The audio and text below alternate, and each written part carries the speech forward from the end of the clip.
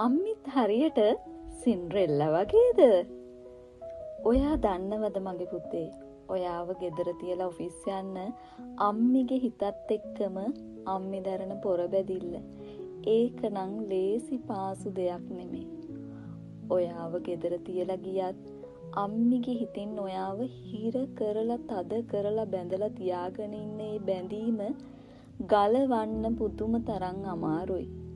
ඔයාව බිමින් තියලා බර සැහැල්ලු කරගන්න ඕන වෙලාවල් තිබුණත් දාරක ප්‍රේමය කියන ඒ බැඳීම ඒකට ඉඩ දෙන්නෙම නෑ මගේ පුතේ.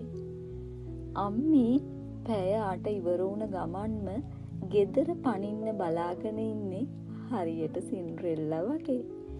ඒ වෙන මොනවත් නිසා නෙමෙයි. අම්මිගේ පණ ගෙදර තියලා යන නිසා ඒ පණ ඩිංග S2ට දැකලා සැනසීමෙන් හුස්ම ටිකක් ගන්න ඕන නිසායි. මතක මාවතේදී ආයමත් අපි මුණ ගැහෙන්න මතක් කරලා අපිව ෆලෝ කරන්න.